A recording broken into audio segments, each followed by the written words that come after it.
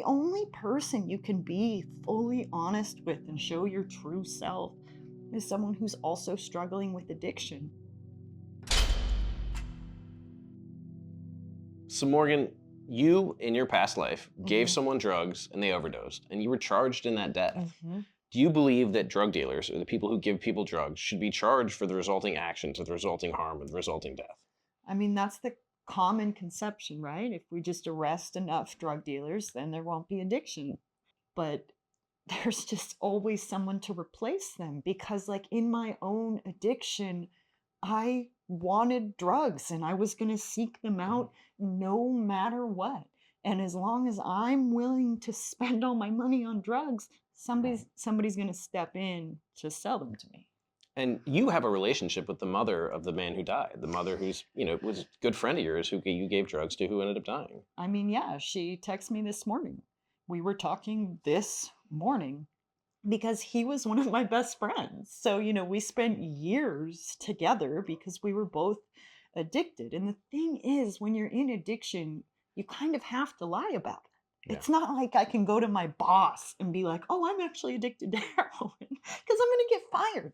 So, the only person you can be fully honest with and show your true self is someone who's also struggling with addiction. And that's why Justin and I were so close. So I would go to their family barbecues, I would go to his grandma's house. So his mom knew me really well. And so when he overdosed and they arrested me charging me as if I'd murdered him, his mom didn't agree with that. She didn't see that as justice because she looked at Justin's addiction for what it was. And she said that her son died of a broken heart. Okay, so your situation though, you guys were using drugs together. This wasn't like Mhm. you were in your wealthy mansion or whatever selling drugs to people and exploiting. Like you guys were buying drugs to do together. But is there an exception? Is it different if somebody is intentionally exploiting or intentionally benefiting off of and not using drugs themselves, but just selling them to drug addicts? Yeah, it's still not the drug seller's fault when someone is using drugs. They are still consensually purchasing the drugs. They're Okay, like, I have $80 and who is going to sell me sure. the drugs? The exception being people who are deceiving people, saying, oh, this is a Percocet, but it's actually fentanyl Yeah. and killing people. That's ruthless. That's reckless endangerment of human life. But when people are choosing to do drugs, so often their addiction is a coping mechanism. Well, and that's what I wanted to get to because you did a video asking people. You said, "Hey, I was charged in my friend's death when he Mhm. overdosed. Would you, if you died, want your dealer to be charged?" And everybody pretty universally said no. But there were a few people who said, "But," and this is the exception that surprised you, and it really Mhm. surprised me. What was that exception? They said, no, but I would want my rapist charged because that's why I developed an addiction. So, not blaming the drug seller because their addiction was how they were coping with this enormous amount of trauma. And for them, justice would be charging the person who inflicted them with that trauma. you know, Gabor Mate, who I absolutely love, talks Mhm. about it. And he says that addiction is the most human thing in the world because it's a temporary pleasure or it's a temporary peace or a temporary respite from a great suffering. He says that is what we as Mhm. human beings do. We try to label it as a moral failing, but in reality, it is a person doing the best thing they can at that moment with the tools at their disposal to no longer be in pain or to no longer be in this like horrible situation. So if we look at that, what is the solution then to addressing addiction? Is it uncovering the original trauma? Is it healing? What is the solution? Right. I mean, healing, true healing, would be trying to prevent those traumas in the first place, Okay. reducing people's exposure to childhood trauma. But I understand that that's really challenging and complex. So once they've developed an addiction, what does it look like to heal? Yeah. What services, what level of mental health treatment, therapy, community, love do they need to try to heal from that trauma? And one of the main things that we forget is drugs work. Yeah. Otherwise, people wouldn't do them. We have millions of Americans using drugs because they provide benefit. And for some people, especially as time goes on, the consequences will far outweigh that benefit. But Many people have came into my TikTok comments saying drugs saved their life. There was a period of time where they were so suicidal or in so much pain because of their trauma that drugs were the only thing that got them through that. And hopefully later, they're able to develop more healthy coping mechanisms and Yeah. set the drugs aside. But drugs get people through sometimes. Well, that's one of the things that really impresses me about you is the work you do. On Friday, we went down and you were in West Mhm. Hollywood or in Hollywood, and you do drug testing. You basically allow people on the street to work with the agency you work with, and they can bring their drugs in. You can let them know this is laced with fentanyl or this is Yeah, laced with xylazine, or basically you give people the opportunity to consent to taking drugs exactly. that are going to be safe versus people who are dying every single day because of adulterated drugs or Mhm. contaminated supply. So you actually are basically giving people their power back in a way to choose. Right, it's empowerment. So if they were sold a Percocet, they can come and we'll do analysis on that. And usually we see that it's fentanyl. Yeah. And then they dispose of it because they're not consenting to that Yeah. risk. They just wanted a pharmaceutical pill. And people can bring their fentanyl in if they're using fentanyl. And we can see if there's xylazine in it, which causes horrific wounds. I mean, for so long, like in my addiction, I couldn't know what I was using. It could have been poison. We had no idea. One day it's 5% heroin, and the next day it's 90% heroin. Yeah. And that's why people are dying. We think of opioids as so risky, so fatal, but they're used every day in hospitals without issue because there they have a dosage, right? There's quality control.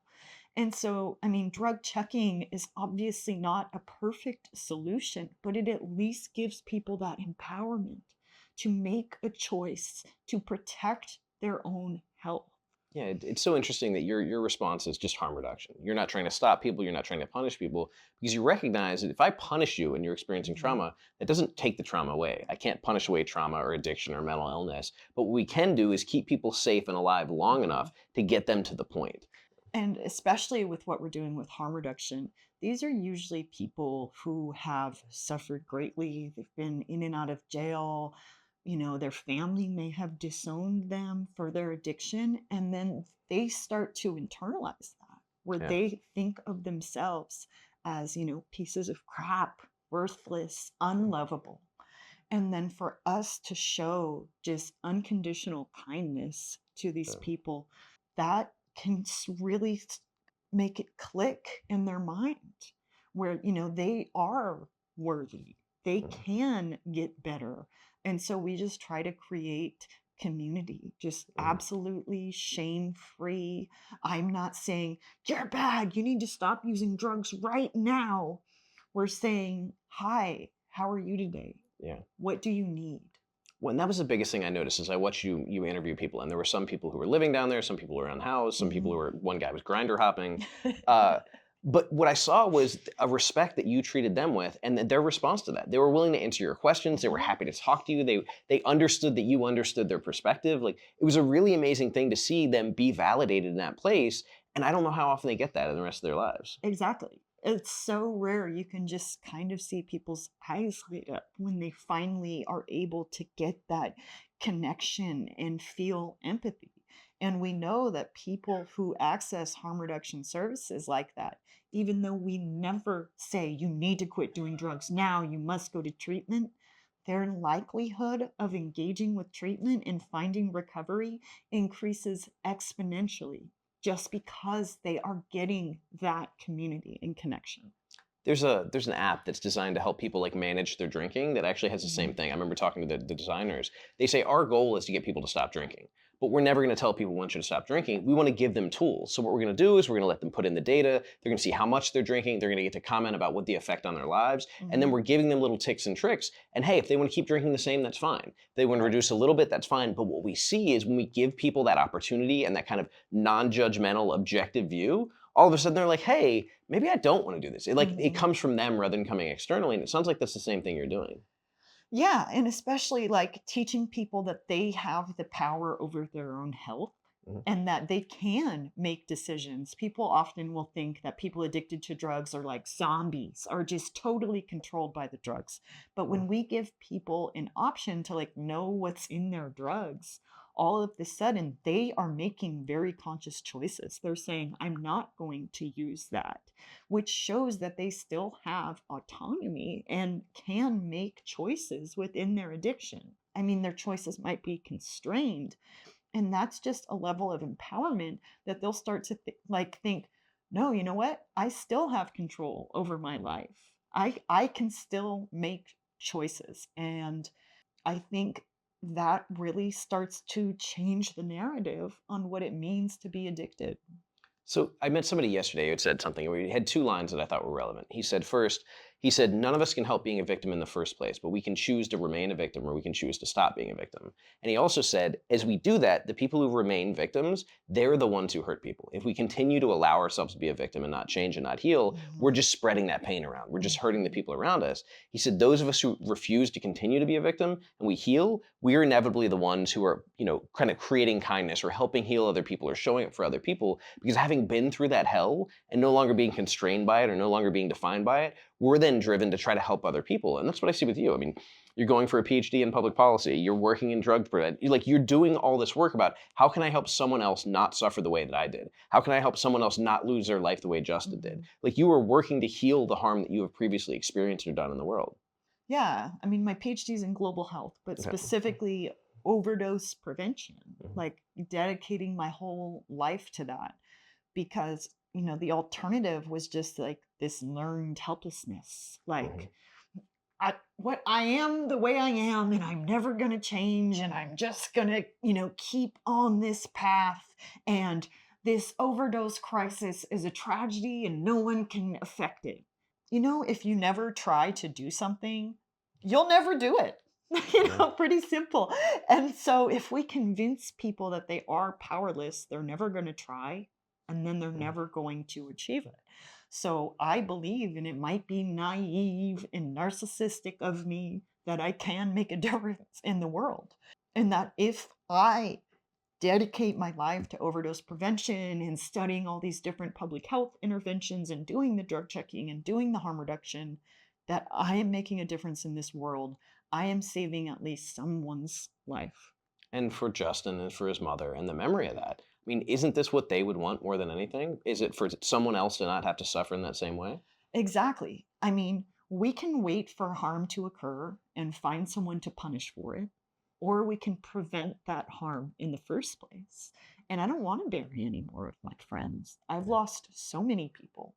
And for Justin's mom, what justice looks like is giving other people exactly what Justin would have needed and not waiting to invest those resources until after he died.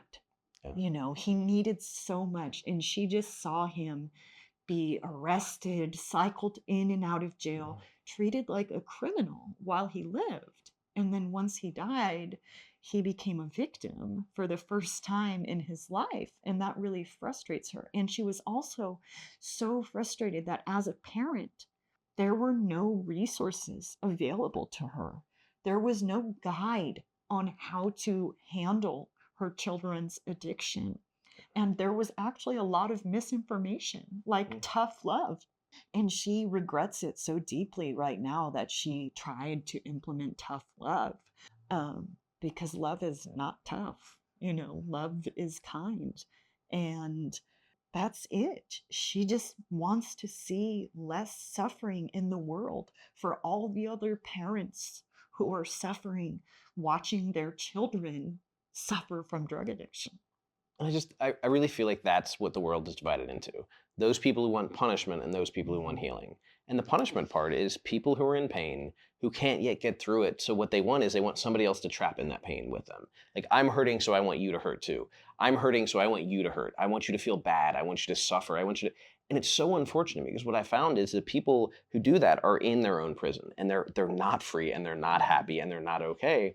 Whereas the people who get through it are then asking the question of, hey, how do we help the next person? Or how do we Mhm. heal the next person? How do we prevent the next person from suffering? And so I'm grateful for the work you do. I think it's amazing you've taken your worst experience and what you were basically what was considered your worst action and turned it into the thing that allows you to heal and help the most in the world. Yeah, I mean, absolutely. But it's because I've seen the other side of the coin. My own mom died of a drug overdose. And I don't want to find someone to blame. I want healing. I want true healing in this world. And I use all of those things that I lived and witnessed, all of the suffering, Justin's suffering, and I don't want it to be in vain, you Yeah. know? And so I use that. That's my fuel for everything that I do. And again, am I being naive? Is that a ridiculous notion? I think it's a good thing to be naive if it means you're doing work that needs to be done. Fair, blissful ignorance, man. Go for it.